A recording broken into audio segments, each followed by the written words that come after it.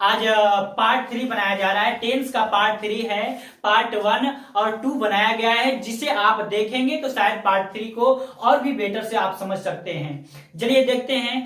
कोई भी वीडियो है आप पूरा देखेंगे तभी आप इसे समझ सकते हैं। आपको जानकारी के तौर पे बताना चाहेंगे क्या कि आज हमें क्या देखना है, तो प्रेजेंट इंडेफिनिट टेंस के बारे में जानकारी लेंगे, जिसमें आपको अफर्मेटिव, नेगेटिव और इंटरोगेटिव तीनों रूप से आपको सेंटेंस को बनाएंगे। आप देखिए, जैसे मैं आपको प्रेजेंट इंडेफिनिट टेंस के बारे में कुछ पहचान दिया गया है कि कैसे पहचानेंगे कि वह प्रेजेंट इंडेफिनिट का है कि पास्ट का है कि फ्यूचर का है, या किसी भी सेंटेंस का जब कोई भी आपको वाक्य रहेगा तो उसे पहचानने के लिए कोई एक तरीका आपको देता है। जैसे यहाँ पे लिखा गया है क्या कि पहचान के तौर पर जिस वाक्य के अंत में ता हो, ती हो, ते हो, ती हो इत्यादि और आए तो वह क्या कहलाता है, तो प्रेजेंट इंडेफिनिट टेंस कहलाता है।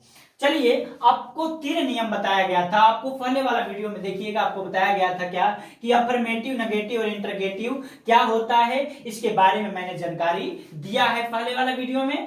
तो आपको बताया गया था क्या कि अफर्मेटिव सेंटेंस किसे कहते हैं, जिसमें क्या और नहीं दोनों नहीं आते हैं, वह क्या होते हैं, तो सकारात्मक वाक्य होते हैं, जिसे अफर्मेटिव सेंटेंस कहा जाता है।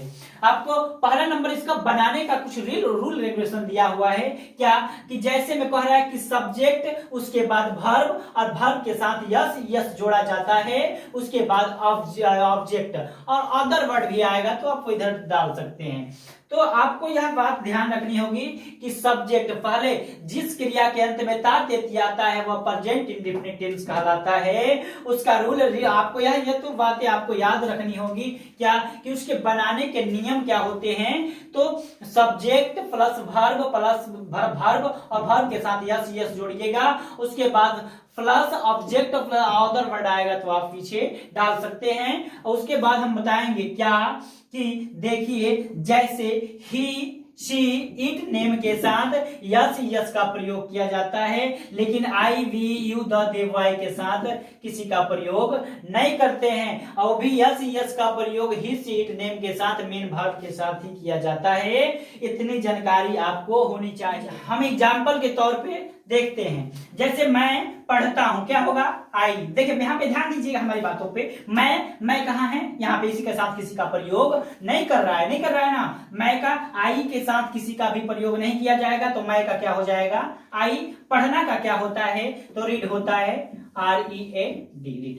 चलिए, मेरा भाई पढ़ता है, मेरा भाई क्या है, पढ़ता है, तो माई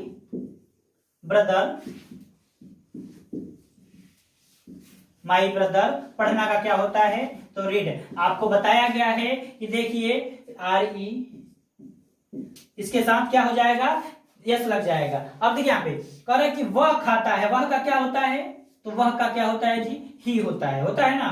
तो ही के साथ किसका प्रयोग करेगा, यहाँ पे देखिए ही के साथ किसका प्रयोग कर रहा है, तो यस और यस का प्रयोग किया जाएगा। तो खाना का क्या होता है, वर्ब हमारा क्या हो गया, खाना पीना नहाना बताए थे ना, तो वही होता है। खाना का क्या होगा, तो EAT, इट के साथ क्या लगा देंगे, इट्स हो जाएगा। वे लोग दौड़ते हैं, वे किस में आएगा, तो देखिए दूसरे नंबर में आएगा यार। तो वे के साथ किसी चीज का भी प्रयोग करते नहीं है, तो क्या हो जाएगा हमारा, दे रन। ऐसे ही आएगा। जो भी सेंटेंस आएगी आप सॉल्व करिएगा, कोई परेशानी होगी तो हमें कमेंट करते रहिएगा, हम बताएंगे आगे। चलिए आगे देखते हैं। नेगेटिव सेंटेंस के बारे में थोड़ा सा जानकारी अब देंगे अब कि नकारात्मक वाक्य जब भी आता है तो उसमें कैसे सेंटेंस को बनाए जाएंगे।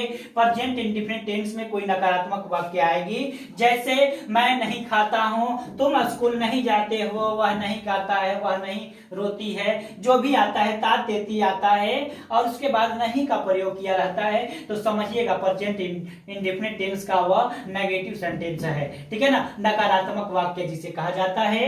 चलिए, इसका नियम रूल बताया है कि रूल आपको सब्जेक्ट, उसके बाद डू डॉज का प्रयोग करिएगा, नॉट, उसके बाद वर्ब, उसके बाद ऑब्जेक्ट और उसके बाद अदर वर्ड आएगा तो आप आगे लगा सकते हैं। कह रहा है कि ही, शी, इट नेम के साथ डॉज का प्रयोग करिएगा, आई, वी, यू, द, वाई के साथ किसका प्रयोग करते हैं, तो डू का प्रयोग करते हैं। चलिए अपना एग्जाम्पल हम देखते हैं क्या कि मैं नहीं खाता हूं, मैं का क्या होगा, थोड़ा सा ध्यान दीजिए। मैं हमारा हमारा कर्ता है, मैं का क्या होगा, आई होता है। कह रहा है कि सब्जेक्ट कर्ता के साथ डू डॉज का प्रयोग करिएगा, तो आप बताया गया है कि आई भी यहाँ पे बताया गया है, तो आई के साथ किसका प्रयोग होगा, तो डू का प्रयोग करेंगे।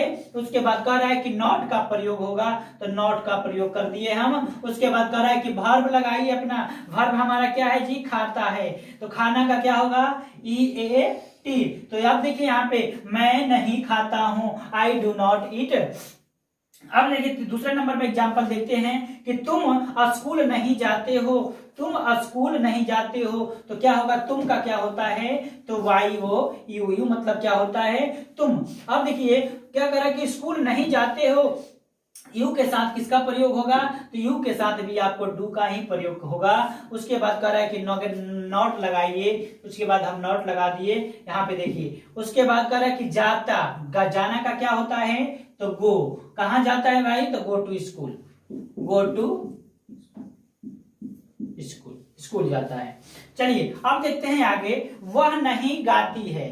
चलिए वह नहीं गाती है, वह का मतलब क्या हो गया, वो लड़की है, ठीक है ना, तो लड़की के लिए क्या लगाते हैं, सी। आपको बताया गया है ही इट नेम के साथ किसका प्रयोग करेंगे, तो डॉज का प्रयोग करेंगे, किसका करेंगे, तो डॉज का। वह, तो डॉज के बाद क्या लगाएंगे हम, नॉट लगाएंगे। और गाना का क्या होता है, तो SING, सिंग मतलब क्या होता है, गाना। ऐसे इन सेंटेंसों को आगे आप बना सकते हैं। चलिए आगे देखते हैं, इसके बाद क्या आएगा, इंटरोगेटिव सेंटेंस के बारे में, कि इंटरोगेटिव सेंटेंस में होता क्या है, जिसे प्रश्नवाचक वाक्य कहा जाता है।